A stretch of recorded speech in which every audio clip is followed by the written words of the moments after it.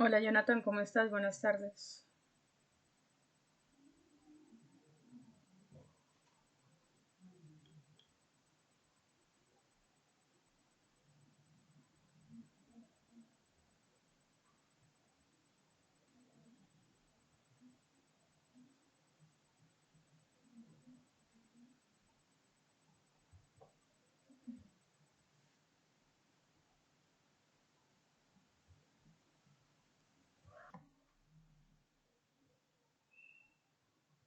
A todos, espero que estén muy bien.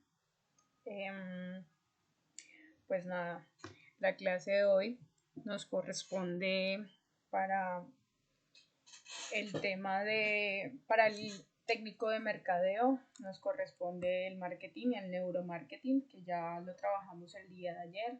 Como siempre, la clase ha quedado grabada, ¿verdad? Y está en YouTube con fecha de ayer. Para que puedan observarlo. Por otro lado, sobre los temas de almacén, estamos viendo lo que es la gestión de producción en almacén. Entonces, el día de hoy y la próxima semana estaremos casi que finiquitando el tema. ¿Listo? Para la próxima semana tenemos un tallercito para ambos con sus respectivos grupos, pero quisiera antes de comenzar la clase preguntarles una cuestión. No sé qué estudiantes, por ejemplo, que estén aquí no tienen doble titulación. Por ejemplo, las personas que no estén con la doble titulación me pueden escribir al chat del grupo para yo poder anotarlos, porfa, y tener como en cuenta eso, porque a mí me corresponde tomar asistencia de los dos cursos en caso dado si tengan doble titulación. Miguel no tiene doble titulación, vale. ¿Alguien más? No. Igual, si van a hacer el tema de la doble titulación, no tienen por qué escribir su nombre. ¿Alguien más, chicos? Qué pena, profe, es que estoy trabajando y no escucho muy bien. ¿Me puede repetir? Jonathan, tú tienes doble titulación, es decir, adquiriste la doble titulación del curso de almacén y el curso de mercadeo.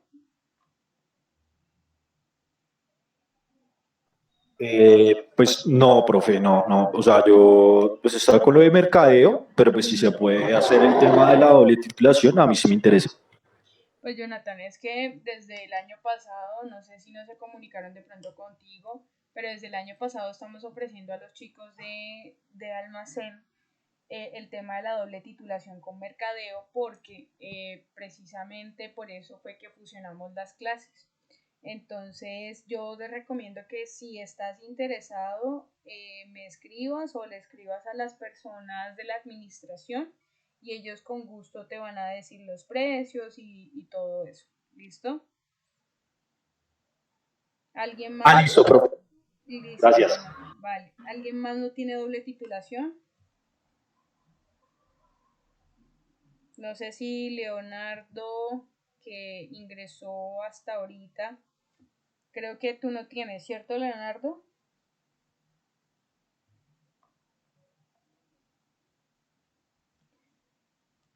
Leonardo, buenas tardes, Leonardo, ¿cómo vas? Tú tienes doble titulación, es decir, estás... Ah, perfecto, no la tienes. Listo. Creo que Paola sí, creo que Víctor pues solo está en mercadeo, pero creo que sí le interesa la doble titulación y eso fue lo que me dijo el día de ayer. Entonces, bueno, chicos, esto es porque debe quedar el registro eh, para nosotros como docentes sobre la doble titulación y también para la asistencia. Muchas gracias por aclarármelo. Y bueno, ya le damos paso entonces a nuestra clase el día de hoy. Como les comenté, el día de ayer estuvimos viendo el tema del neuromarketing, ¿verdad? Y como para hacer una recapitulación de lo que es el neuromarketing, nosotros debemos entender que el neuromarketing es una ciencia, o la podemos entender como una ciencia, ¿listo? Como una herramienta para la venta. Pero ese neuromarketing más allá es una de esas herramientas o de esas ciencias que nos ayuda a intentar influir en las decisiones de compra de un cliente, ¿sí? Y además de ello, hace que el cliente se enfoque en el consumo, en el producto, el servicio o la marca, ¿verdad? Entonces, ¿qué pasa? El neuromarketing se encarga de estudiar algunos procesos mentales, como lo hablábamos el día de ayer, y que para ello existen ciertas técnicas científicas que nos ayudan a comprobar cómo se comporta el cerebro y cómo se comporta el consumidor a la hora de tener que consumir, valga la redundancia, un producto o un servicio. ¿Listo? Entonces, el día de ayer también hablábamos que ciertos estudios han arrojado que entre el 85 y 90%, incluso a veces un poco más, de las veces las ventas o los consumos más bien se hacen de manera irracional, ¿sí? Y que la decisión de querer comprar algo se toma en alrededor de 2.5 segundos o menos, ¿vale? Entonces, eso quiere decir que cuando estamos nosotros hablando de neuromarketing, estamos hablando precisamente de esas ventas emocionales o de esa emocionalidad con la que el consumidor va a pretender comprar. ¿Listo? ¿Qué pasa? Las ventas emocionales o los estímulos emocionales que provocamos nosotros al ser vendedores de un producto o al ser vendedores de un servicio nos ayudan a nosotros a posicionarnos en el mercado. Precisamente ante ese mercado que es a veces tan abatible y tan gigantesco, muchas empresas se diferencian de otras es por sus técnicas de neuromarketing. Cuando el neuromarketing lo llegamos a emplear de una buena forma, es una herramienta de venta que potencializa a las empresas. ¿Listo? Y nos hace también más conocidos ante el público. A través de él o a través de esta técnica, ciencia, a través de esta herramienta, porque tiene muchas definiciones, pero realmente la que yo creo que se ajusta más es una herramienta, ¿verdad? Podemos hacer que las personas tomen decisiones de forma inconsciente y vender los productos sin necesidad de apelar a otras razones de pronto lógicas, ¿verdad? Para que el cliente realmente quiera ese producto. ¿Listo? Entonces, el día de ayer nosotros hablábamos que el marketing tiene, el neuromarketing tiene diferentes estadios, ¿sí? Y estábamos hablando, uy, pero es porque acá no se ve, qué pena, un momento. Estábamos hablando de estas técnicas, de estas tecnologías usadas que son la encefalografía, que ya les dije que es a través de un casco conectan muchos sensores a nuestro cerebro y logran ver qué partes del cerebro se han estimulado. La resonancia magnética, allí también encontramos estimulaciones cerebrales, cuál es el hemisferio que más, digamos, ha recibido la información de la venta, etcétera. Por otro lado, también está la magnetoencefalografía, que esta dije yo que era un poco más compleja, pero un poco más completa. Esta no solo nos arroja datos cerebrales, sino también más allá como de los gustos de las personas, es un poco más específica. Por otro lado, también tenemos la tomografía de emisión, que es como una foto que se le toma al cerebro para entender qué hemisferio o qué parte del cerebro es la que se activa al momento de nosotros estar ante una compra. ¿Sí? Entonces, si ustedes se dan cuenta, lo que les decía ayer, la parte más activa, que es la parte más caliente, que el infrarrojo acá nos los muestra, son los ojos, que es por donde nosotros recibimos la información de lo que es el producto o el servicio. Porque, bien dice el adagio popular, todo entra por los ojos, ¿verdad? Por otro lado, también tenemos el seguimiento ocular, que es el eye tracking que les mencionaba el día de ayer, en el que la publicidad se encarga de mostrar realmente o tu marca o la diferencia de este producto y que otro producto no tiene, por ejemplo. Entonces, lo que hace el eye tracking es mostrar lo más relevante de ese producto para que tú sientas atracción por él, ¿vale? En otro ámbito también tenemos la respuesta galvánica de la piel, que es como estos pequeños sensores de aquí nos dicen qué estímulos ha tenido la piel, ¿sí? Al momento de nosotros ver el producto, querer tocarlo, querer verlo de cerca. Y es que precisamente los seres humanos tenemos 5 sentidos, ¿verdad? Entonces cada uno de estos sentidos recibe un estímulo diferente al momento de nosotros querer hacer una compra. Y es ahí también donde hablamos del marketing sensorial, los sentidos. Es muy cierto que las emociones van muy ligadas a los sentidos, ¿sí? Porque la emocionalidad, pues, o la emoción es ese proceso del organismo, ¿verdad?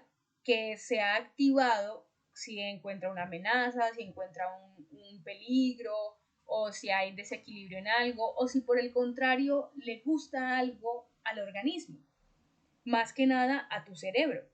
Pero entonces las emociones pueden ser entendidas como mecanismos que nos ayudan a reaccionar con rapidez ante ciertos acontecimientos. Y en este caso del neuromarketing, los acontecimientos son las ventas y los productos, ¿verdad? ¿Qué sucede? Cuando nosotros y cuando nos manejan nuestras emociones, porque es una cuestión cerebral, cuando nos manejan las emociones, somos nada racionales, ¿sí? O muy poco racionales. Y el día de ayer yo comenté que el 15% del 100% de las veces, el 15% existe una compra racional. El 15% de esas veces la persona dice, ok, esto lo necesito, ¿sí? Pero sucede también que dentro de ese 15%, que tal vez fue algo que no les mencioné el día de ayer, la compra no se siente igual. Sí, nos hemos estimulado porque el solo comprar se ha demostrado que es una actividad que le gusta al ser humano, ¿verdad? Adquirir productos, pero cuando la compra se hace de una forma más racional, el ser humano se detiene y dice, ok, mi bolsillo va a sufrir.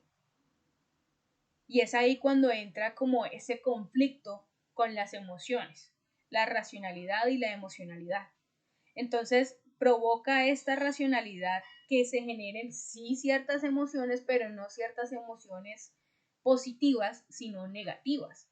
Como cuando nos hemos chocado en el carro, ¿verdad? Y tenemos que comprar, no sé, el espejo retrovisor o los espejos retrovisores, ¿sí? Porque pues no nos los pagaron y la culpa fue del otro. Esa compra está cargada de racionalidad. Y la emoción al momento de comprar no va a ser de pronto positiva. ¿Sí? Cada persona experimenta las emociones de una forma muy particular y todos los seres humanos somos muy diferentes. Entonces, eso también dependerá de las experiencias que hemos tenido y del aprendizaje, ¿verdad? Que tenemos encima. Además de la situación concreta, precisamente este tema de los espejos, que alguien más me los partió y que yo los tengo que comprar, pues no va a ser una experiencia placentera a la hora de la compra.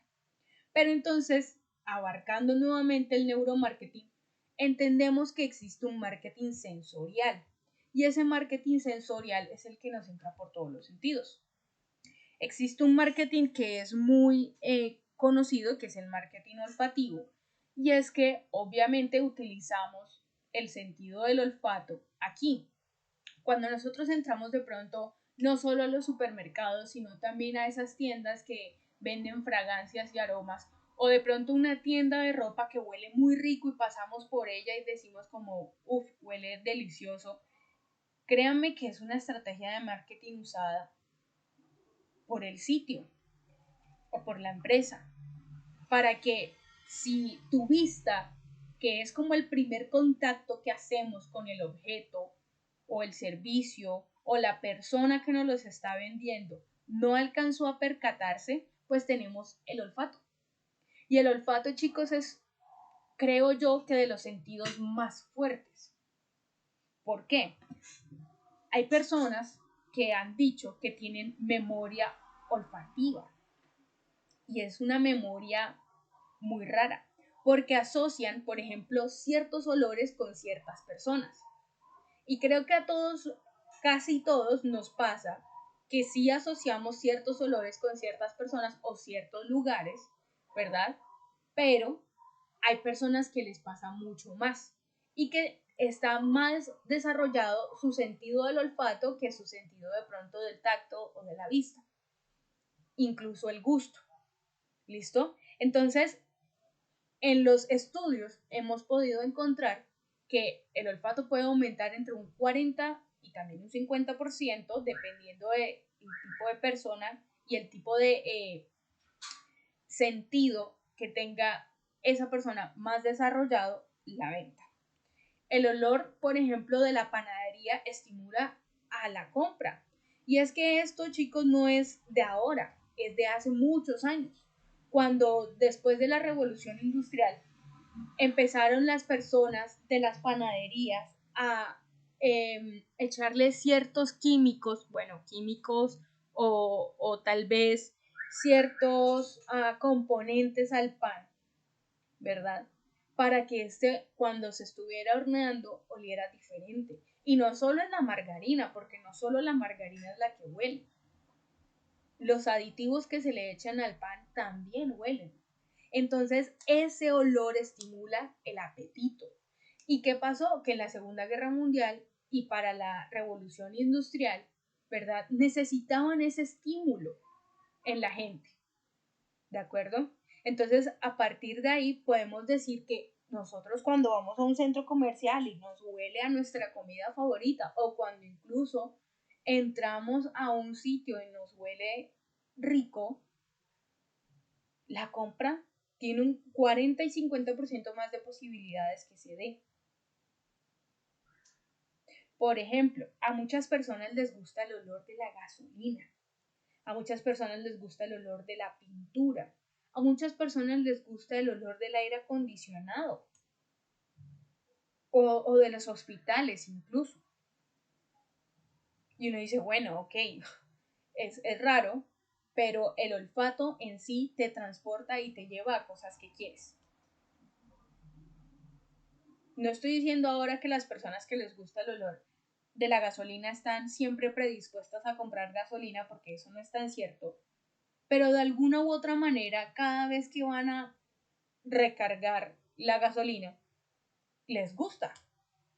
La venta puede que sea mayor, incluso, aunque no necesiten tanto. ¿Sí? El olor estimula y favorece las compras. El olor, por ejemplo, también del café, el olor de la madera, el olor de... Esto es muy, de pronto va a sonar un poco misógino o va a sonar un poco machista, pero es cierto porque precisamente químicamente los perfumes de los hombres tienen más hormonas que los perfumes de las mujeres. Entonces sucede que los perfumes de los hombres producen más sensaciones que lo que producen los perfumes de mujer. ¿Sí? ¿Y por dónde podemos captar nosotros ese olor? Pues por el olfato. Eso nos va a evocar a nosotros una sensación de querer estar con esa persona. Entonces así también funciona el neuromarketing.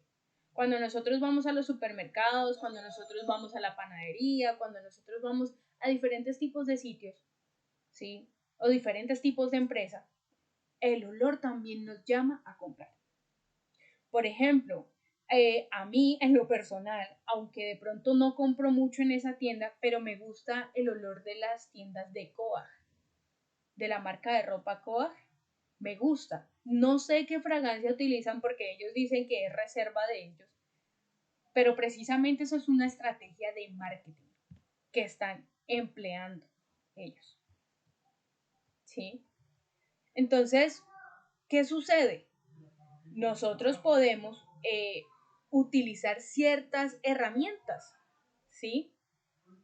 Porque de hecho así es como se manipula, entre comillas, desde el ámbito empresarial al consumidor, ¿sí? Entonces, podemos decir que los elementos esenciales de un buen neuromarketing tienen que ver primero con la mirada, esa eficacia del contacto visual entre el cliente y el producto, ¿sí? O también el uso de los anuncios con las personas, los diferentes medios por el cual se anuncia, ¿sí? Si es repetitivo el marketing a través de esos anuncios. Cuando nosotros usamos imágenes de personas en una estrategia o una campaña de marketing, mirando fijamente el producto, el cerebro evoca como esa tercera persona, perdón, que somos nosotros, pero como si fuéramos esa primera persona. Por eso es que hay personas que no aguantan no tocar. Y cuando van a los museos, por ejemplo, siempre quieren estar tocando, aunque diga está prohibido tocar. ¿Sí? Son personas que tienen más desarrollada la mirada o la visión, más bien, pero que hace eso que quieran tocar. Entonces se combinan esos dos sentidos. ¿Sí? Además de ello, si el anuncio se mantiene atractivo, ¿sí? Y la atención del consumidor está fija en él, esa campaña de ese producto, ese anuncio, va a tener obviamente un gran impacto en el consumo de esa persona. Otra característica o de pronto otro elemento del neuromarketing son los colores. Ayer vimos precisamente en clase un video acerca de cómo influencian los colores directamente en el cliente, cómo cada color está vinculado a una emoción. Ojo. Y además de ello, insertan cierto tipo de humor en el producto que vamos a consumir, en el producto que queremos comprar. ¿Sí? Obviamente el objetivo final de ello es la compra, ¿cierto? Pero entonces, por ejemplo, lo que yo les comentaba ayer, hay productos que sin ser realmente naturales utilizan el color verde y el color verde se asocia a la naturaleza, a lo calmado, se asocia a lo que es saludable, ¿cierto? Los colores amarillos, rojo y naranja nos dimos cuenta que son utilizados por muchas empresas de comida como KFC, McDonald's, Burger King, etc. ¿Sí? ¿Por qué Subway, si es una empresa de comida y lo que quiere es como llamar tu atención y tu apetito, por qué es de color verde? Es porque está sencillamente asociado con lo natural. Pero Subway también tiene el color amarillo dentro de su eslogan. Y recordemos que el color amarillo genera apetito. ¿Sí?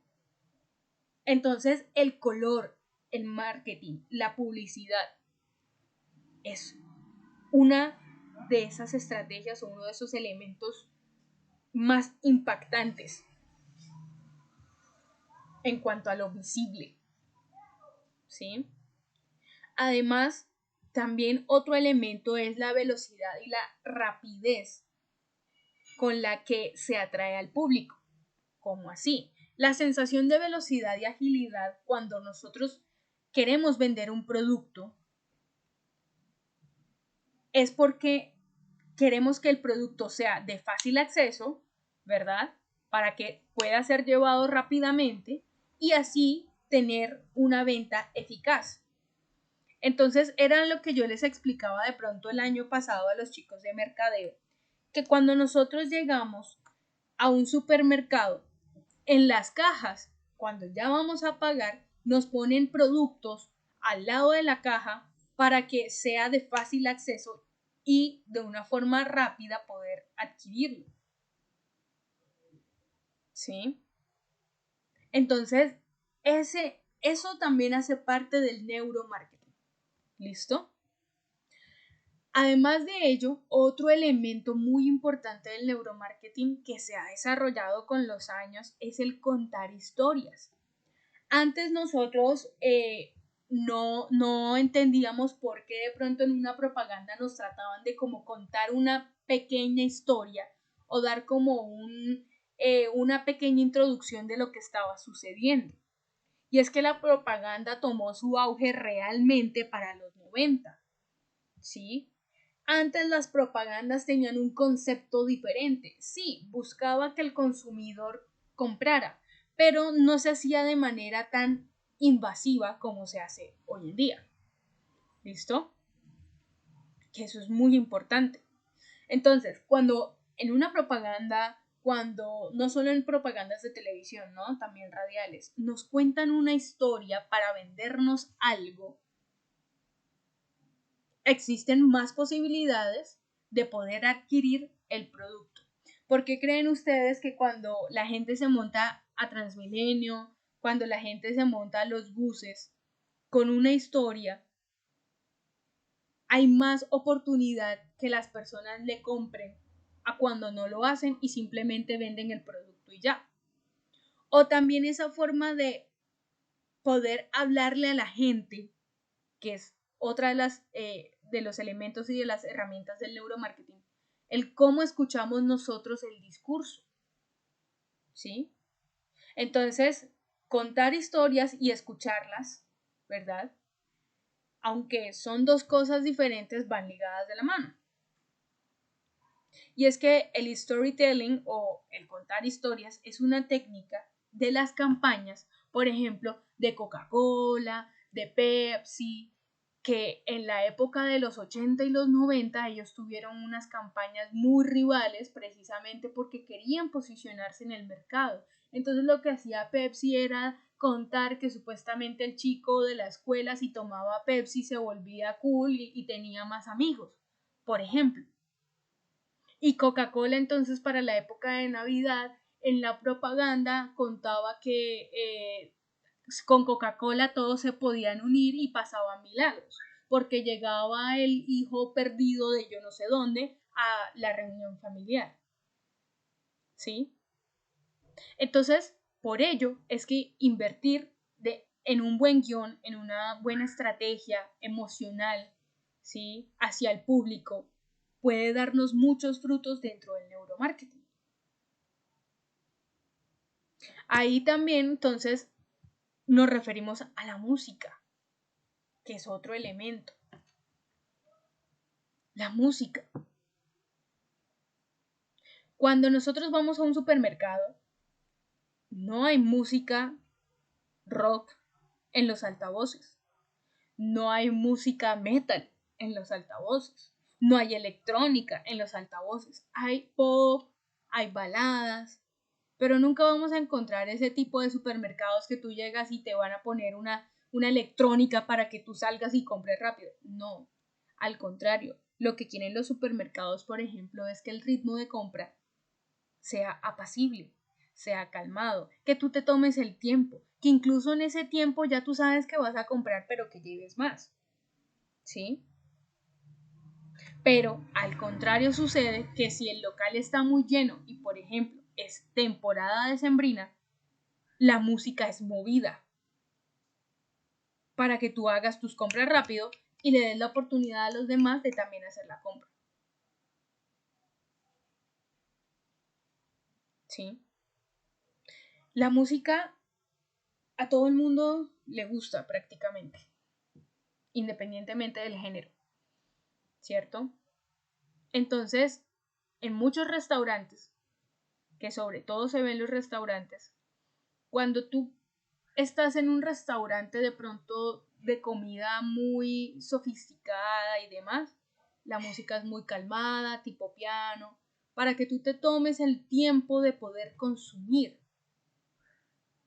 Pero si por el contrario tú estás en un bar, la música es más, voy a decir, no sé, guapachosa para que esto realmente genere otro tipo de consumo más rápido.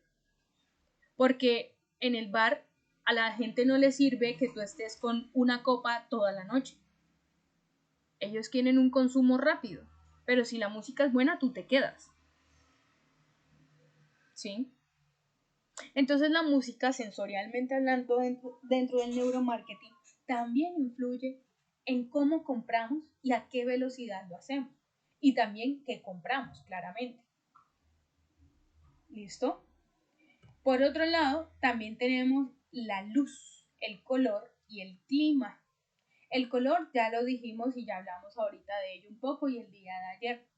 Pero la luz y el clima, ustedes dirán, ¿por qué la luz influirá? Claro, cuando nosotros tenemos una buena luz o una luz neutra, una luz de pronto de colores, eso va a influir en la percepción de cómo el ojo percibe el producto. ¿Sí? La luz fluorescente son productos perecederos. Por eso, en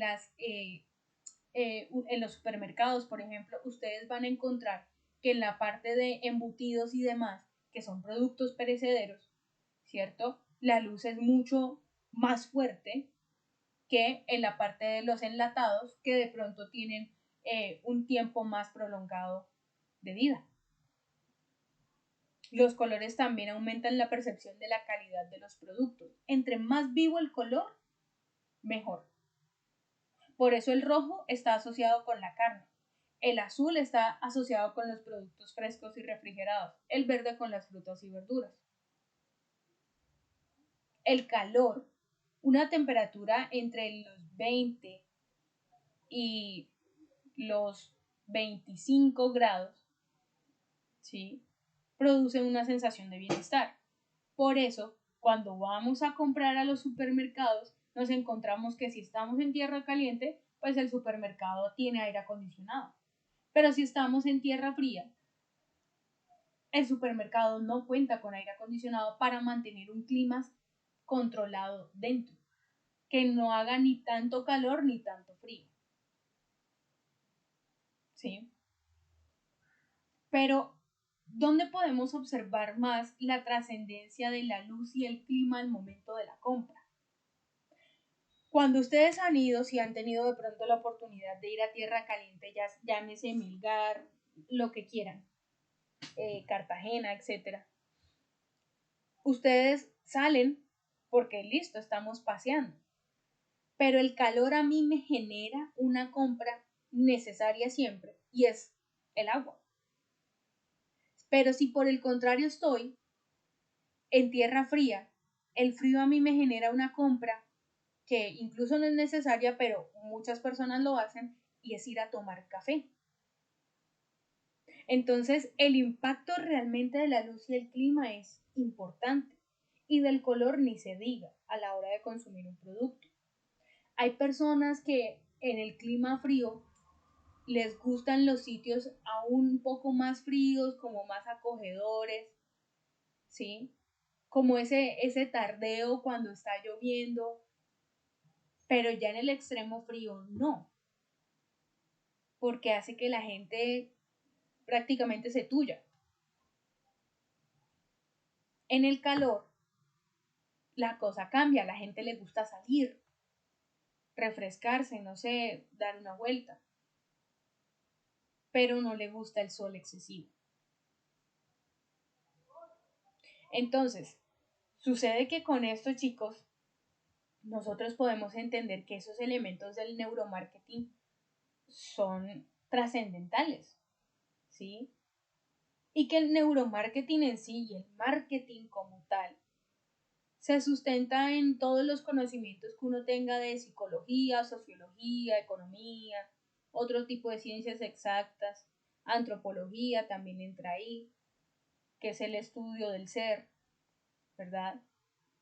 Y todas estas ciencias más el neuromarketing o la neurociencia nos van a ayudar a saber cuál es el comportamiento del momento del consumidor a la hora de comprar e incluso a futuro. Entonces, en la década de los 90, el cerebro, ¿sí?, realmente empezó a cambiar esa forma de percibir la propaganda. Y como se incorporaron los avances de la neurociencia para la época de los 90, ¿sí?, se empezó a entender que podía utilizarse dentro del marketing y el neuromarketing, y que incluso podría llegar a ser más efectiva ese tipo de venta, ¿sí?, necesitando y utilizando las estrategias de neuromarketing y marketing de la neurociencia en los productos y la publicidad.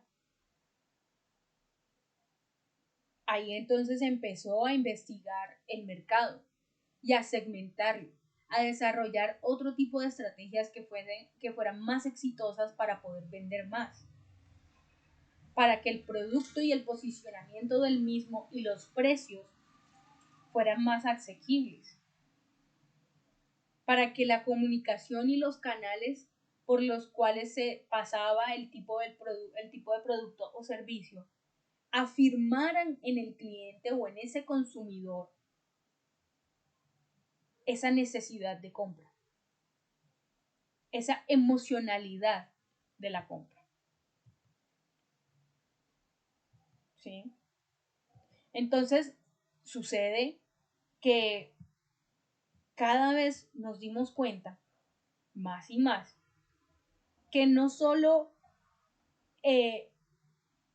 la forma en cómo percibimos sensorialmente los productos era la que importaba, sino también cómo estuvieran ubicados y cómo se nos presentaban. Incluso cuando un producto es intangible, incluso con un servicio. La forma en cómo se nos presenta ese producto también juega con la oportunidad de compra. Y entonces entendemos que si estamos hablando de una zona fría, son las zonas en donde hay menos tránsito. Por ejemplo, en un supermercado son zonas de menos tránsito, menor visibilidad, artículos de primera necesidad que ya todo el mundo sabe que puede conseguir. Pero las zonas calientes son esas zonas o esos espacios de mayor visibilidad y de artículos más demandantes. Incluso muchos comercios en sus zonas calientes lo que ubican son los artículos incluso más costosos. ¿Sí? Y es que en los supermercados, que esto ya también lo mencionaba el año pasado en unas clases, a los ojos, a la altura de los ojos, el producto que está es el producto más caro. Es el producto que va a aumentar las ventas. Y es por ello que yo les daba el ejemplo a las personas que viven en Chía, que no sé si conozcan el supermercado Cimerco. Cimerco utiliza precisamente esta ubicación de productos. En la zona de arriba te pone el producto que incluso es más grande, que por lo tanto tiene un mayor precio. Pero en la zona de abajo, en la que de pronto no es tan fácil observar o no hay tan fácil acceso para muchas personas, ponen el producto más económico. Ahí también yo les daba el ejemplo de las marcas blancas. Porque fíjense que a la altura del ojo, al nivel del ojo, es un nivel óptimo para poder comprar espontáneamente. Tú nada más estiras el brazo y coges el producto. A la altura de la mano, los productos son de un precio cómodo. Y como se alcanza cómodamente, pues es fácil el acceso. Y a la altura de los pies, que en muchas ocasiones están los productos de primera necesidad, que ya sabemos que sí o sí los debemos llevar, también están los productos de menos valor. ¿Listo? De menos valor para la superficie que te los está vendiendo. Ahora, El precio psicológico. Qué pena, alguien está queriendo ingresar, denme un segundo. Listo. El precio psicológico, chicos. Este tema del precio psicológico es bastante divertido porque todas las personas caen en ello o recaen en ello. El precio psicológico se basa en que el supermercado o cualquier tipo de superficie comercial te va a decir a ti, solo por este mes lo tenemos en $8.99, por ejemplo. ¿Por qué nos parece atractivo el $8.99 y no el 9? Que es un número cerrado. Es porque primero se crea una percepción de que es más económico. Segundo, nos fijamos casi siempre en la primera fila del número, es decir, en el 8 y no en el 9 porque ya sabemos que el 9 es más caro. ¿Sí? Y los números finalizados en 5, 7 o 9 atraen siempre al consumidor. Por eso, casi siempre, los precios son 10.550 o 10.999. Y esto hace que sea difícil para el cerebro en cuestión de segundos, la gente que no compra racionalmente de pronto, hacer comparaciones de precios. Entonces, como les di un ejemplo en clases pasadas a los chicos de mercadeo, cuando nosotros vamos al tal día sin IVA a comprar, nosotros decimos, uy, Dios mío, es que el día sin IVA lo eximen el 19%. ¿Y por qué no el 20%? ¿Por qué el 19%? Si se dan cuenta es un número terminado en 9. ¿Sí? Todo ello económicamente influye en la toma de decisiones de la compra y también en las ventas, por supuesto. Pero entonces todo el mundo cae en eso de, ay, está más barato hoy, voy a ir a comprar. Cuando en muchas superficies lo que hacen es incrementar 2 semanas antes o una semana antes los precios de los productos y el día de la compra lo que hacen es quitarles ese 19%. Al fin y al cabo estamos comprando lo mismo prácticamente. En algunos otros sitios sí son honestos y sí hacen la rebaja. Pero aún así, todos caemos en los precios psicológicos. Todos. No, que este cuesta 2.990 y este cuesta 3.000. Adivinen cuál se van a llevar. Siempre suele pasar. Entonces, el precio psicológico lo que nos dice a nosotros es, este producto es más asequible para usted. Y accesible también. Asequible y accesible. ¿Listo? Lléveselo. Es como cuando a nosotros nos ofrecen tarjetas de crédito, los bancos. Nos llaman y nos dicen, señorita Stephanie Dixon, le tenemos una tarjeta que no le vamos a cobrar cuota de manejo. Y uno dice, bueno, ok, sin cuota de manejo la tarjeta. Y luego pregunta uno por los impuestos que le toca pagar, ¿verdad? El efectivo anual es elevadísimo. O sea, da la misma si tuviera cuota de manejo o no. Al fin y al cabo, como quien dice, el beneficio de estos precios psicológicos no es mucho, es más el beneficio para el vendedor, obviamente, porque es una técnica de neuromarketing, que para el consumidor. ¿Listo? ¿Alguna pregunta hasta el momento? ¿O todo está claro hasta aquí? Todo claro. Bueno, entonces, luego de ello, chicos, podemos entender que a pesar de estas técnicas de neuromarketing o de las diferentes herramientas que existen dentro del neuromarketing precisamente para esa implementación de las ventas o esa ese aumento de ventas, ¿sí? Siempre las superficies, cualquier tipo de empresa, va a tener que lanzar promociones, va a tener que realmente dar muy buenas promociones para que el cliente se mantenga interesado. Que, por ejemplo, en los supermercados los productos no estén desordenados.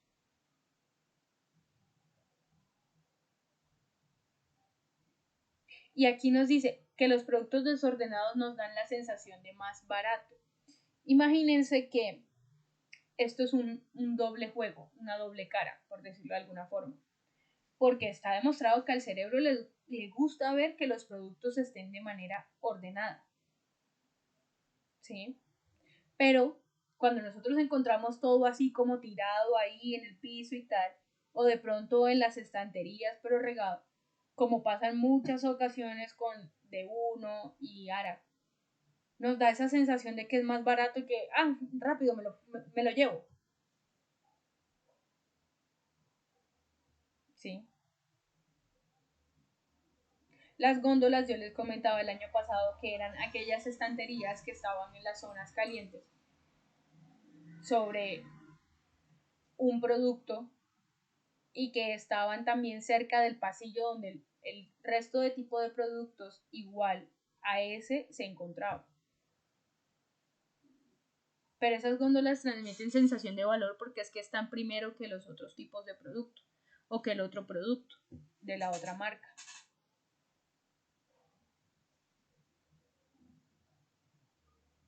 ¿Sí? Cuando nosotros encontramos la palabra gratis, chicos, todo el mundo se ve motivado a por lo menos leer y detenerse qué es lo que están dando gratis. Y casi siempre consideramos también que si tiene un precio más elevado es de mayor calidad.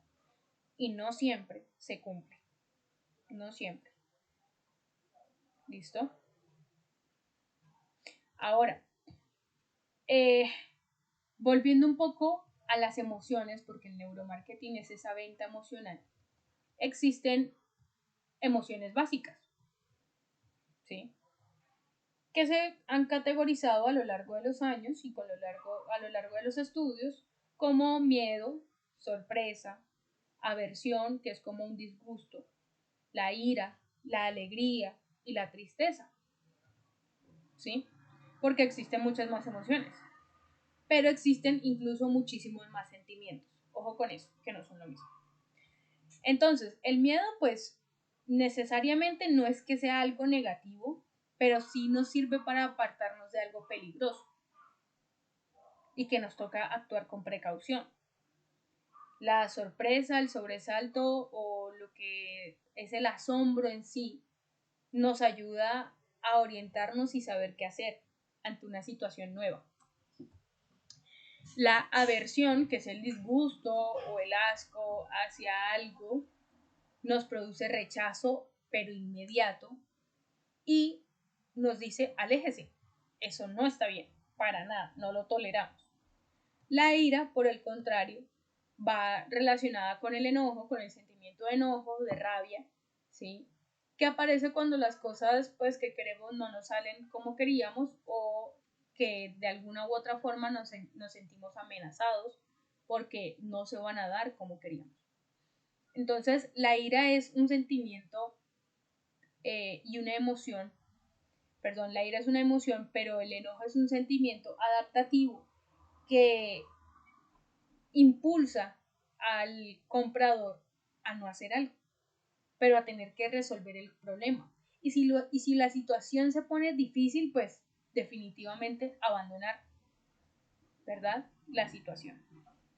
La alegría, que son estos a los sentimientos, a las emociones, perdón, que nos lleva una compra, la sensación de bienestar, de seguridad, de sentirnos seguros, de sentir que conseguimos algo, de sentir deseo, ¿sí? Que vemos cumplida alguna ilusión, nos induce a querer, necesitar, sentirse bien, ¿sí? Entonces es por ello que las estrategias de neuromarketing tienen que usar sí o sí estas emociones básicas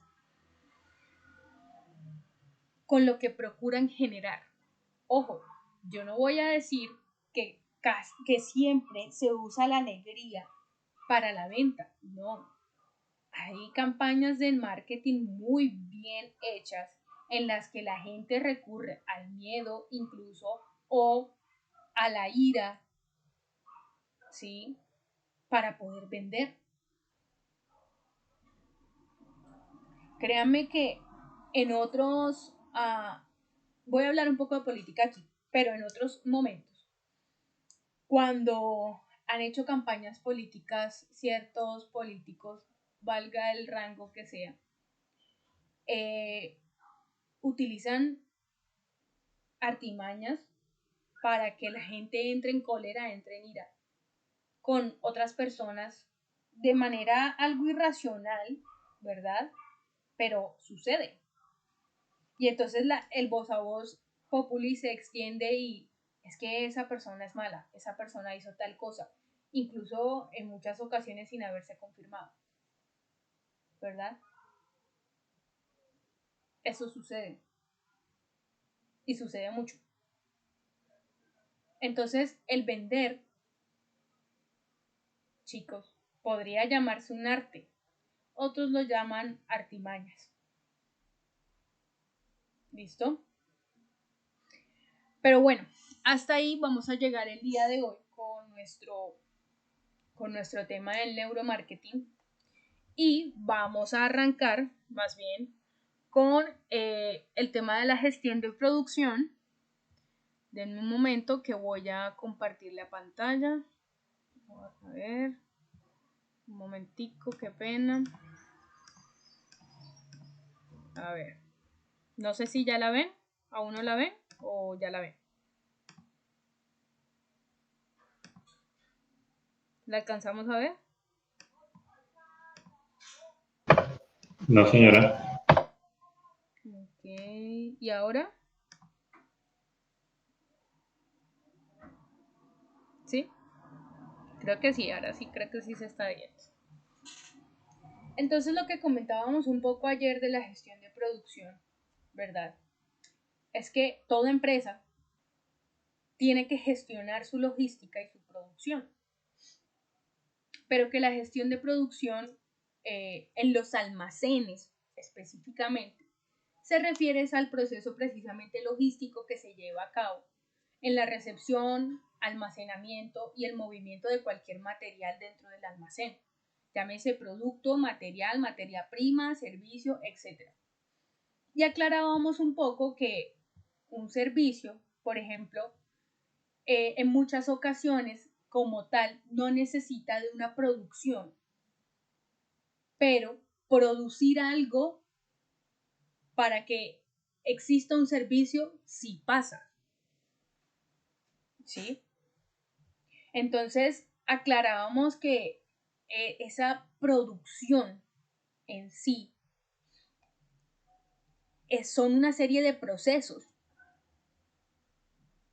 sistemáticos que hace una empresa o cualquier tipo de superficie, ¿verdad? Con el fin de producir, valga la redundancia, un objeto, un producto, ¿sí? Pero si este no tiene una venta en el mercado o una comercialización, no significa que haya producción.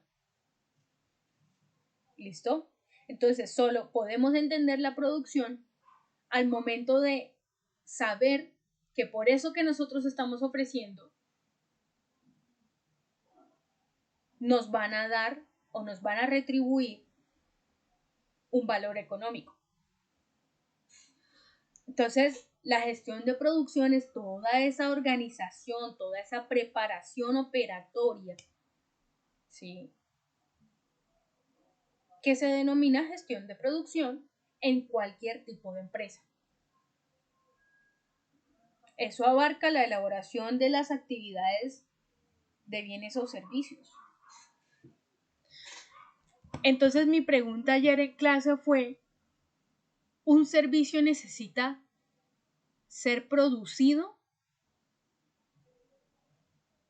Y a la conclusión que pudimos llegar es que existen cosas previas que se pueden llamar producción, pero el servicio como tal, ¿sí?, no necesita una producción.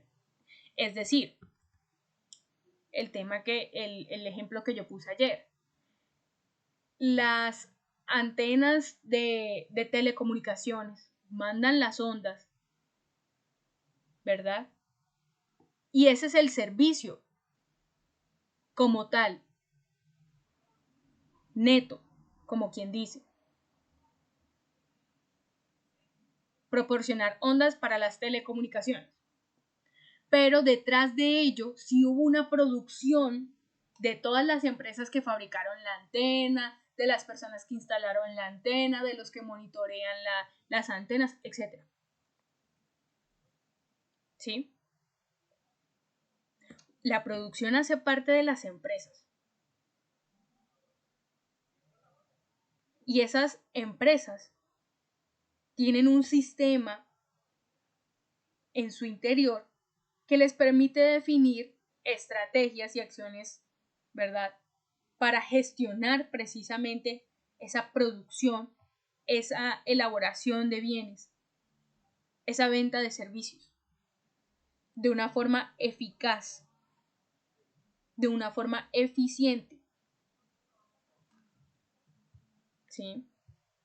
Entonces, desde la gestión de los almacenes, nosotros entendemos que a partir de las cadenas de suministro, desde que se hace el despacho hasta el consumo del producto, cuando llega a manos del consumidor, existe una gestión. Y es ese precisamente proceso logístico que se da.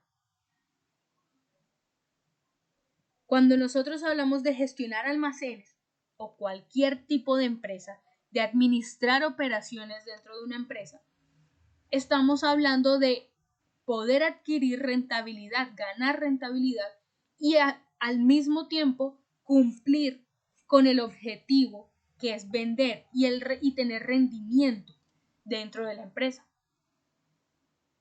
Obviamente esto hará que se facilite el proceso comercial y el suministro continuo, ¿verdad?, de los productos o materiales que yo me dedico a vender. ¿Sí? Entonces, cuando nosotros producimos bienes y servicios, tenemos que hacer esa diferencia. Un bien mueble, que puede ser un producto, es el que la empresa utiliza para lograr su propósito comercial. Mueble es que se puede transportar fácilmente.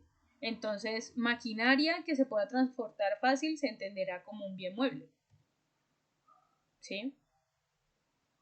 Y la obsolescencia de estos hace que se pierda el valor, pues, de esos con el tiempo. Un carro también es un bien mueble. Pero los bienes de capital o los bienes raíces o los bienes inmuebles, también llamados, que no se pueden transportar de manera fácil, son los que nosotros conocemos como propiedades, edificios, ¿sí?, o bienes permanentes en el tiempo del patrimonio de la empresa.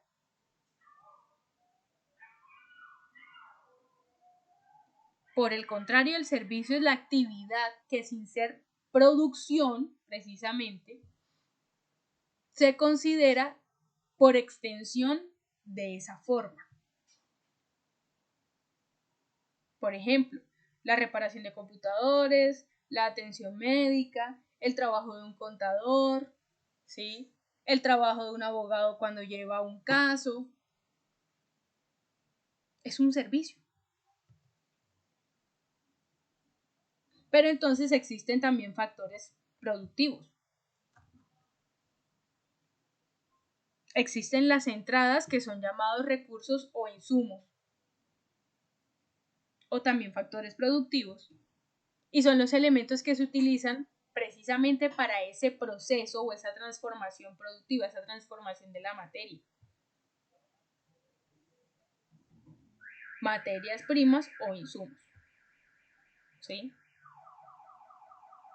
Por otro lado, también está la transformación productiva, que es ese proceso, ¿sí?, que sigue todas las entradas, ya sea materia prima o insumos, ¿verdad?, para poder convertirse en un producto. Y existen tipos de transformación productiva, que ya les voy a comentar más adelantico de ello. Entonces, cuando un producto se encuentra en esa etapa de transformación productiva, se denomina un producto en proceso. Recordemos que en otras clases hemos dicho que un producto puede ser un producto, incluso hablándose desde la materia prima, un producto semiterminado y un producto terminado o acabado, ¿verdad? Pero otro factor productivo es el resultado. Cuando ya tenemos el producto en sí o cuando ya hemos podido brindar ese servicio, que ha resultado claramente desde el proceso de la transformación productiva hasta lo que nos arrojó esa transformación. Un factor productivo, chicos, que siempre se debe tener en cuenta en cualquier tipo de empresa son los acontecimientos fortuitos. Y es que pese a la planificación, pese a que todo vaya en orden y esté bien, siempre existen fenómenos, ¿sí?, por fuera de nuestras capacidades poder entenderlos, como los climáticos, que hacen que esa transformación productiva se retrase, por ejemplo, o disposiciones del gobierno acerca de cómo debe ejercer la empresa o la manufactura, ¿sí? Entonces, esos acontecimientos fortuitos realmente, aunque no son tan previsibles, podría trazarse dentro de la empresa un plan estratégico para esos acontecimientos fortuitos, o por lo menos para estar ciertamente preparados económicamente hablando de esos acontecimientos fortuitos. ¿Sí? El otro factor productivo es la retroalimentación. Obviamente es esa información que ya hemos captado nosotros dentro de la transformación productiva, el resultado con las entradas, etc. ¿Sí? Para nosotros poder definir cuál es nuestra gestión de producción, cómo funciona nuestra empresa, cuáles son los cambios que deben hacerse, cuáles son los cambios del insumo, cuáles son las variaciones de los precios, cuáles pueden ser los acontecimientos fortuitos, cuál es la retroalimentación en sí del sistema que manejamos, porque recordemos bien que aunque un almacén no esté sistematizado, sí es un proceso sistematizado, el almacenaje, el almacenamiento. Eso lo vimos en clases pasadas, el año pasado. Entonces, esa retroalimentación es la que a mí me va a dar a entender cómo estoy funcionando y qué me está faltando. ¿Sí? Dentro de la gestión de los almacenes existen piezas clave con respecto a las innovaciones, a los tiempos de entrega, a la fiabilidad que me tiene a mí el cliente y que yo tengo en nombre, a la trazabilidad que yo le doy a los productos, a la maximización del volumen del producto disponible, el stock, los inventarios. Y esas son piezas claves precisamente dentro de esa gestión de los almacenes. Y es que bien sabemos nosotros que estamos ante una, digamos, cadena productiva, ¿cierto? Y que esa cadena productiva necesita, ¿verdad?, de una gestión. Ahora, así como la automatización de los productos es una ventaja, la minimización de operaciones y la manipulación y el traslado dentro del almacén también es una ventaja. Lo importante aquí, chicos, es poder identificar cuál es la gestión realmente del almacén y cuál es nuestra fuerza productiva más grande o en qué nos debemos enfocar para seguir mejorando. Si ya nosotros sabemos que dentro de la recepción, almacenamiento y el movimiento de las cargas somos buenos en cuanto a los tiempos, ¿estamos prestando una buena calidad del servicio? Habría que maximizar eso. O en cuanto a los tiempos de entrega, habría que maximizar eso. Entonces, toda esta gestión de producción de los almacenes, ¿verdad?, me da a mí esas herramientas y esa información para yo poder andar el sistema, para mejorar. En Latinoamérica, chicos, existen ciertamente ciertos grupos logísticos o ciertas empresas que se destacan por el desempeño y que se encuentran en diferentes países. Y están en un ranking entre el 40 y el 50 de los puestos, ¿verdad?, dentro de todo el tema del desempeño logístico y de la gestión de producción. Por ejemplo, de esos son Panamá, México, Brasil, Uruguay también entra ahí, ¿sí? Y dentro del top 10 se encuentra Argentina, Ecuador, Colombia y Costa Rica. Eso hablando de Latinoamérica. Estuvimos viendo el año pasado un tema en cuanto a la infraestructura logística y nos dimos cuenta que Colombia realmente con el tema de la infraestructura no se encuentra muy bien posicionado, porque una cosa es la infraestructura y otra cosa son los procesos logísticos. La infraestructura logística es diferente. Ya esa va más encaminada a los traslados, ¿verdad?, que es como prácticamente el fin de nuestra operación dentro del almacén. Y es que, según el Banco Interamericano del Desarrollo, la gestión de los almacenes es eficiente porque nos ayuda a digitalizar procesos, que era lo que yo les comentaba dentro del papeleo del almacén. Porque además el uso del Internet y de la inteligencia artificial nos ha traído la automatización y la computación en las nubes, es decir, en las nubes de Internet. Se ha robotizado la industria. Se ha promovido la sostenibilidad de todas las empresas. Y se han implementado nuevas tecnologías como las del blockchain, que son tecnologías de seguridad, pero que a la vez son tecnologías que van al alza económico por los sectores a los que se dedican. ¿Listo? Ahora, ¿qué pasa con esa gestión dentro de los almacenes? Como claramente sabemos que existen diferentes tipos de almacén, hay unos almacenes en donde esta gestión se hace más importante, que son los de la industria alimenticia. ¿Sí?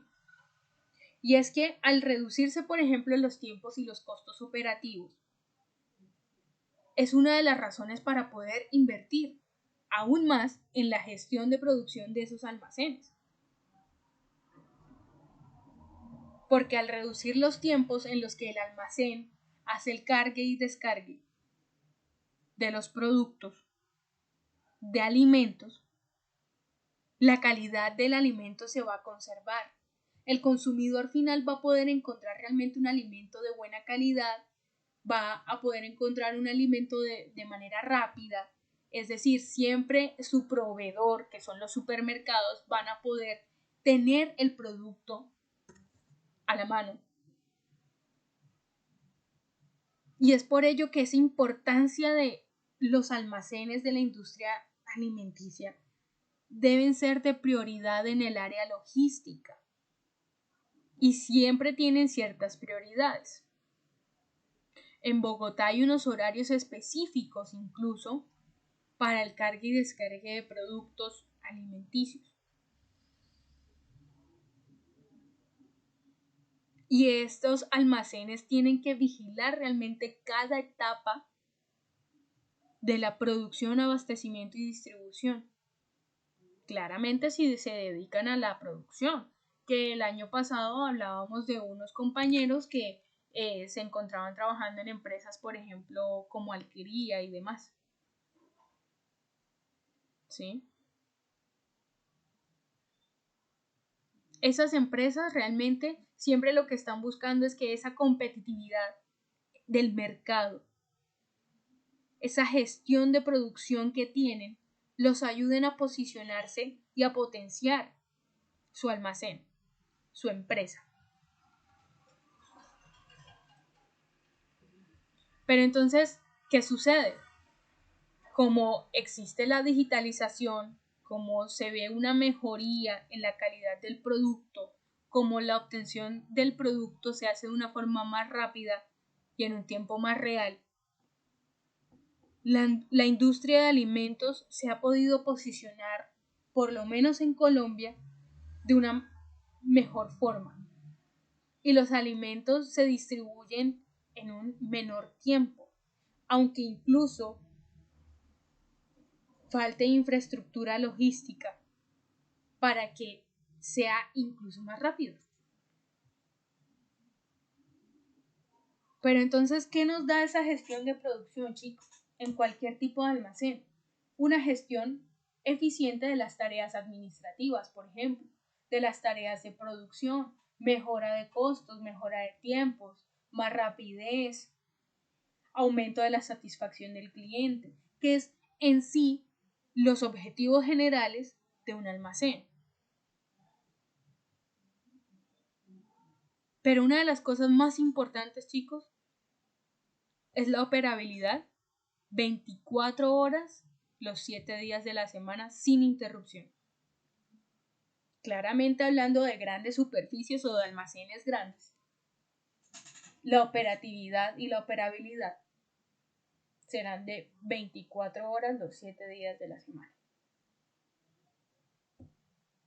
Esa gestión de producción también nos ayuda a nosotros a mejorar los tipos de inventario que manejamos y disminuir, obviamente, los reprocesos y todos los errores en los almacenes. Pero en el de alimentos, lo más importante también es que disminuye la contaminación cruzada prácticamente a un 10%. Y es que tenemos que entender que la contaminación cruzada de los alimentos hace que se pierda la confiabilidad entre distribuidor y cliente, ¿cierto? Y entre el cliente y el distribuidor, y el consumidor, perdón. ¿Sí? Se pierde por completo.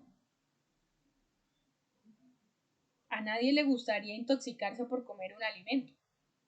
O como sucedió en los Países Bajos y en una época en Corea del Sur, Los alimentos se encontraban contaminados con agujas, incluso cosas que atenten contra la vida. Es por ello que los almacenes y la gestión de producción debe cumplir ciertas etapas. Etapa logística, etapa de planificación, de dirección y etapa de control, que sería la última. La planificación y la organización, chicos, es precisamente trazar estrategias operativas y ponerlas en marcha. En esa primera etapa se realizan actividades relacionadas a el diseño, por ejemplo, de la red de distribución o almacenamiento. También de la ubicación y el tamaño de los productos o de los modelos de la organización de los almacenes y el diseño de los mismos. En cuanto a lo que se refiere a la dirección y administración, eso ya va más relacionado a, bueno, eso es una segunda etapa y eso ya va más relacionado a la recepción, almacenamiento y movimiento de los materiales. Entonces, se reducen también aquí tareas administrativas, pero se mejora el proceso logístico. Aumenta la calidad del producto porque es que se satisface al cliente si el producto llega en buenas condiciones, que es lo que siempre hemos dicho. En la etapa de control de la gestión,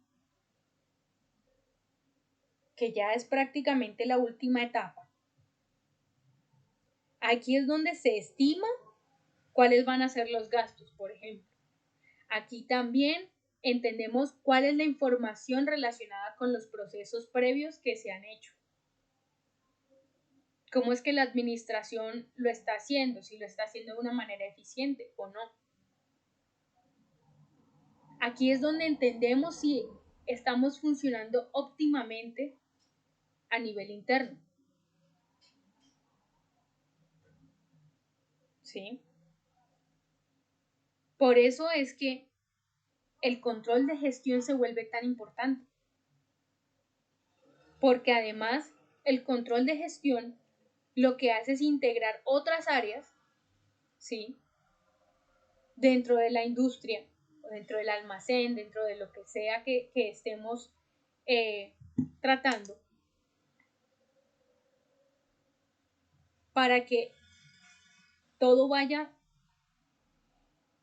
como quien dice, de una forma estable. ¿Sí? Es por ello que esos procesos, todos estos procesos de los que hemos hablado hoy, son claves a la hora de la gestión del almacén y de su producción. Si no se le da prioridad realmente a este proceso operativo y si no se invierte en la mejora de logística, pues es sabido que o no se van a cumplir con los estándares de los clientes o en casos más graves termina desapareciendo el almacén o la empresa. ¿Listo? Ahora, ¿qué pasa con estos factores también productivos? Existe una producción que es la que se llama producción estándar. Y el término, más que nada, se utiliza en esas empresas que fabrican productos. Pero que fabrican productos que tienen que ser iguales todos. ¿Sí? Entonces, por ejemplo, en las empresas de Coca-Cola existe una estandarización y una producción estandarizada. ¿Sí? Entonces, sucede, chicos, que esa producción estandarizada nos ayuda a reducir costos, tiempos, personal, recursos, porque es que todo es estándar. Entonces ya sabemos que si Coca-Cola quiere sacar una producción de 3 toneladas de Coca-Cola, van a utilizar entonces, no sé, 5 toneladas de jarabe y 5 toneladas de agua para poder hacer la Coca-Cola. Es un ejemplo a grandes rasgos.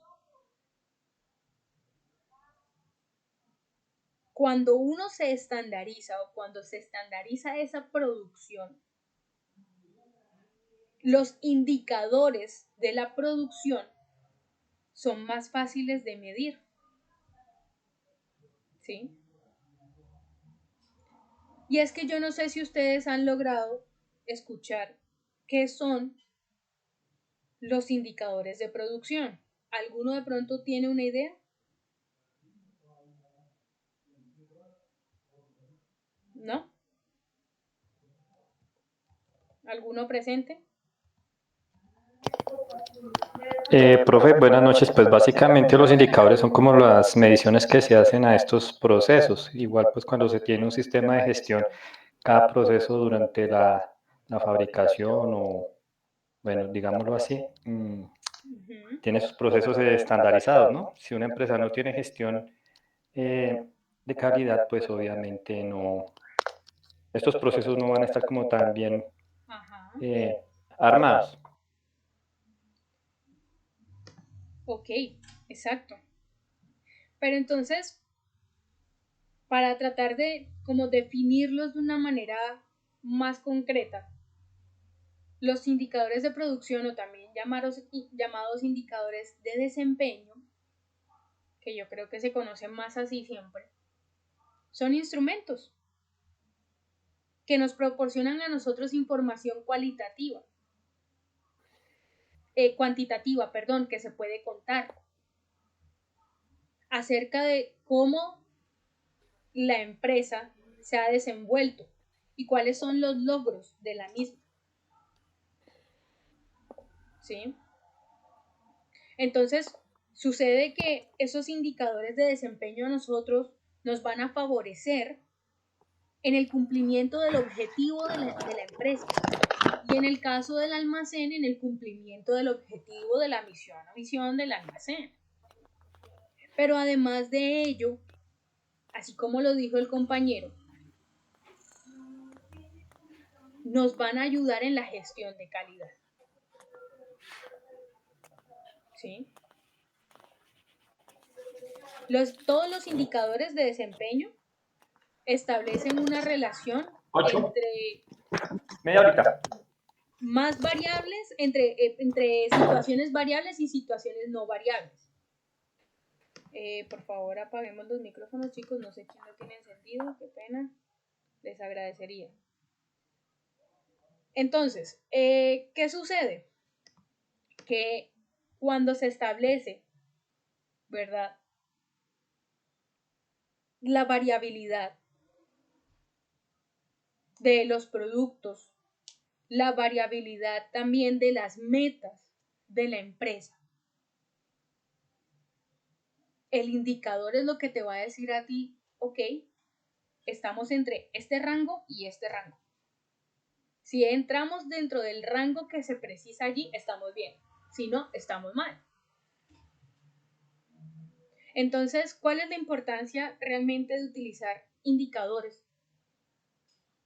al momento de gestionar la producción en un almacén? Nos ayuda a delimitar los objetivos, a mejorar la gestión interna de la organización, mejora la eficiencia de los recursos, porque podemos entender cómo se van a asignar los recursos de una mejor forma. Mejora también la transparencia ante los agentes internos y externos. Y es que en clases pasadas comentábamos que las auditorías internas y externas son las que nos dicen a nosotros cómo va andando la empresa. si se están haciendo las cosas bien realmente o no, o si todavía falta por apretar el tornillo. Los indicadores son importantes también porque además nos ayudan a nosotros a realizar un seguimiento de esos objetivos y un seguimiento a los logros que cumplimos. Un seguimiento a los productos y a las estrategias con las que nosotros vendemos esos productos. Entonces, mejor dicho, los indicadores de desempeño son la herramienta necesaria también dentro de la gestión de producción para saber cómo avanzamos. ¿Sí? Los indicadores, chicos, están clasificados. ¿Sí? Dependiendo de su función, por ejemplo, dependiendo el control que ejerzan o de las variables que existan. Entonces, por ejemplo, según el ámbito de control del indicador, hay indicadores de desempeño de insumos. Miden la cantidad claramente de esos insumos o de los recursos que tenemos. No solo los materiales, sino también financieros. Todos estos los vamos a necesitar claramente para la producción de bienes o para la venta de los servicios. Además de ello, nos ayuda a medir también qué cantidad de profesionales necesitamos, cuál fue el gasto total de los materiales, cuáles fueron las horas de trabajo.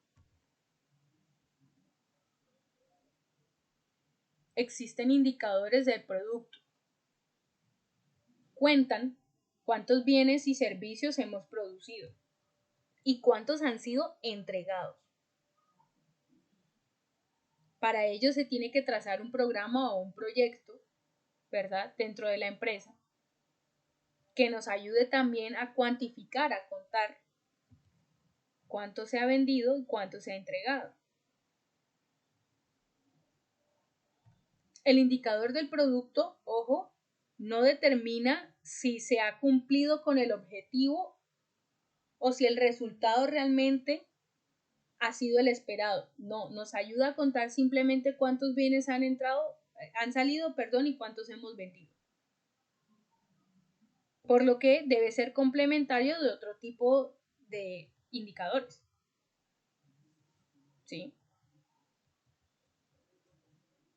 Hay indicadores de resultado intermedio. ¿Cómo así? Pues estos indicadores se encargan es de medir esos cambios dentro de la empresa. Los cambios en el comportamiento, en el estado, en la actitud de la población que trabaja, pero también de la población que tenemos como objetivo, que es el consumidor, ya sea cual sea nuestro producto, ¿sí? Y que se lleva a cabo es a través de la provisión de bienes y servicios.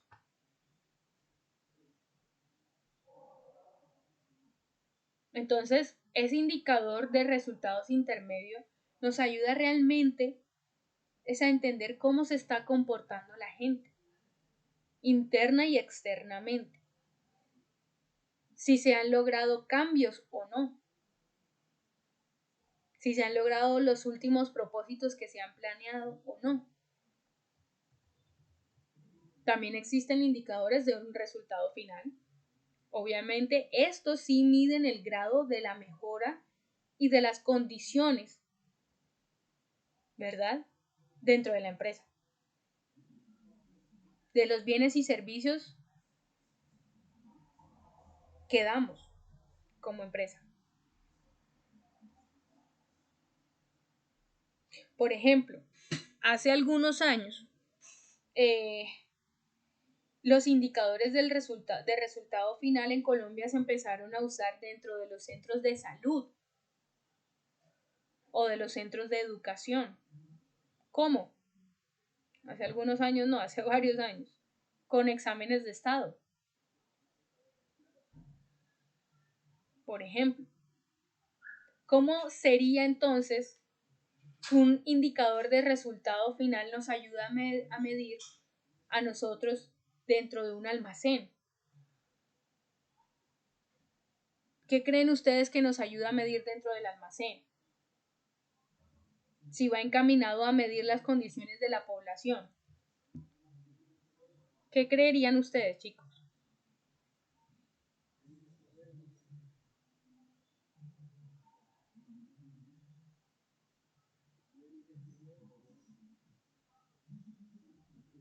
¿No?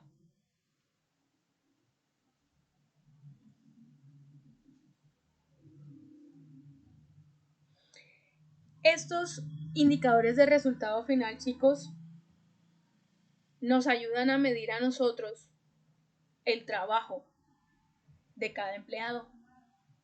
Yo no sé si ustedes han escuchado últimamente la polémica que hay con los bancos. Pese a que no sean un almacén, es una empresa y toda empresa necesita de indicadores. Y es que quiero traer a colación esto es porque dentro de los almacenes, dentro de los centros de producción y operatividad, también existen indicadores de resultado final que miden el trabajo de los empleados. Y la polémica de los bancos, por ejemplo, como Banco Falabella, Banco Bevillas, es que los indicadores no miden el trabajo en sí del banco administrativo, sino que miden el trabajo personal de los empleados. Pero entonces en muchas ocasiones el empleado no tiene la culpa de lo que administrativamente no se pueda hacer. Y es por eso que este tipo de indicadores es muy complejo. Es uno de los más complejos. ¿Sí? ¿Quién me está alzando la manito? ¿Henry? Sí, señor. Profe, entonces generalmente esos bancos o esas entidades financieras, siempre que uno necesita alguna colaboración o algún trámite, al final de las llamadas siempre piden como una calificación. ¿De eso estamos hablando más o menos? Sí, señor. Eso es. Eso es. Claramente en este tipo de entidades, en este tipo de empresas es más visible, ¿verdad? Pero dentro del almacén también existen este tipo de indicadores que los miden a ustedes como empleados. Claramente van enfocados a otro tipo de actividades, pero al final de cuentas los están midiendo. Y es que precisamente con el tema de los bancos, ahí lo que estamos midiendo es el trabajo del empleado, no de la entidad. ¿Listo? Y de eso realmente se encargan ese tipo de indicadores, que también va acompañado de los indicadores de eficiencia, que muchas veces no van encaminados a la empresa, sino a los empleados. Pero cuando son indicadores de eficiencia y eficacia, sí estamos hablando de la producción de los bienes y servicios de las empresas, de los insumos financieros, humanos o bienes que tengamos como edificios y demás. ¿Sí? Si ellos realmente están siendo eficientes y eficaces a la hora de prestar el servicio o a la hora de vender el producto. ¿Listo? Los indicadores de calidad. Estos ya van orientados exclusivamente a medir la capacidad de la institución o de la empresa para poder responder a la necesidad de los clientes. Aquí sí se mide realmente si la empresa es de buena, o sea, si tienen una calidad o manejan una calidad dentro de sus productos más bien buena. ¿Ya? A eso se refiere. Entonces, ¿qué pasa también con esa gestión de producción? Pues tiene etapas, contiene etapas, como siempre hemos dicho, ayer creo que también lo mencioné. Se planea. La primera etapa es la planeación. Se determina el número de unidades de producción, se determina cuántas personas van a hacer la producción, en qué tiempo se debe producir, cuál es la materia prima que vamos a utilizar, ¿sí? Para que todo suceda de una forma armónica, con una buena calidad, en el menor tiempo posible y en el menor costo, con el menor costo posible. ¿Sí? Luego de ello está la gestión, que es lo que ya mencionamos, donde se ejecuta, se opera, ¿sí? Los planes que ya hemos previsto. Y las etapas de producción, que son el control, que ya también se los mencioné, que pues es ese conjunto de procesos que realiza la empresa para garantizar el cumplimiento de la planeación. Acuérdense que igual en intermedio a esto va esa etapa en la que hay imprevistos, ¿no? Pero entonces, ya para ir cerrando, chicos, la clase de hoy, entendemos que la gestión de producción dentro del almacén nos dice que debemos siempre llevar un stock o un inventario. Stock es lo mismo que inventario, ¿no? Y debemos tener un sistema de información de ese inventario que se denomina sistema de inventarios, ¿sí? Que se encarga de entender y demostrarnos a nosotros cuál es la existencia del insumo, de la materia prima, de los productos que están semiterminados o terminados o acabados, ¿verdad? En la empresa. Y se registran en este mismo sistema la entrada y la salida de los productos, las cantidades de las salidas de los productos. Eso nos ayuda a nosotros a entender cuál es la disponibilidad del producto, si se le va a poder cumplir al cliente con el producto que nos está exigiendo, ¿verdad? O si tenemos en existencia el producto y el cliente quiere el mismo, nosotros ya, por ejemplo, con el sistema de inventario sabemos que no hay stock del producto, que el producto se acabó y salió de la circulación del mercado, por ejemplo. ¿Sí? Entonces, cuando un cliente quiere comprarle a una empresa, cualquiera que sea la empresa, y en este caso los almacenes o centros de distribución, ¿verdad? Uno tiene que tener, o la empresa tiene que tener, un registro, ficha de stock o ficha de inventarios, también se llama, ¿sí? Para tener la información que surge de las compras y de las ventas realizadas. ¿De acuerdo? Es así de sencillo. Ese stock y ese inventario, chicos, a nosotros nos ayuda, porque es que es una herramienta indispensable al momento de poder vender un servicio incluso o poder vender un producto. Incluso es más benéfico tener stock e inventario de un servicio que de un producto, porque es que los productos pueden ser más cuantitativos, se pueden contar de una manera diferente a lo que se puede contar un servicio o a lo que se puede calificar un servicio. El servicio realmente es cualitativo y no cuantitativo, no lo podemos contar en sí. A no ser que implementemos un sistema a través de un sistema de inventarios que nos ayude a entender qué tanta cantidad de servicios se ha prestado o no. ¿Listo? Es por ello que cuantificar un servicio se vuelve muy complejo. Y hay que tener una trazabilidad de lo que estamos haciendo para poder entender cuáles son nuestras ventas, cuáles son nuestras pérdidas, cuáles son nuestras ganancias. Y el stock es fundamental. Todas las personas que han trabajado aquí en un almacén entienden bien que el stock es fundamental. Incluso a futuro nos ayuda entendiendo el porqué de las ganancias.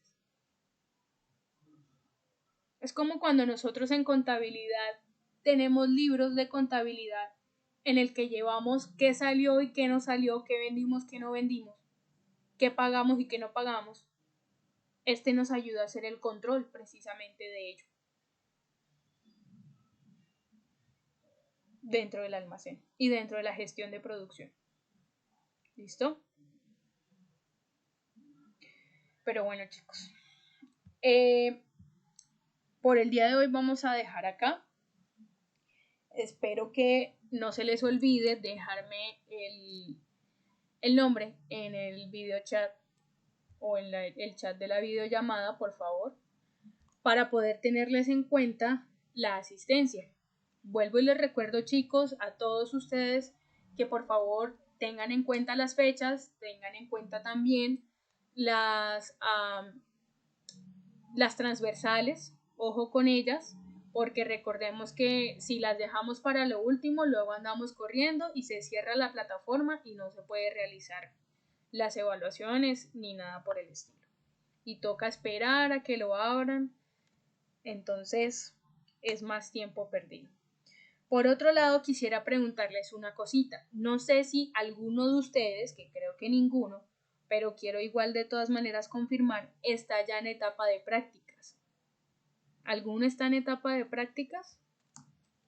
¿O todavía no? No, señora. Ok, ¿alguien? ¿Alguien de pronto? Yo no estoy en prácticas, pero estoy ejerciendo. Ah, bueno. Entonces quería como comentarles una cosita, chicos. Ya cuando ustedes se vayan a encontrar en etapa de prácticas y ustedes estén por precisamente salir, y si están ejerciendo, ustedes deberán solicitarle a la empresa que les haga una carta, ¿verdad? Para ustedes poder hacer sus prácticas en la empresa en la que están laborando.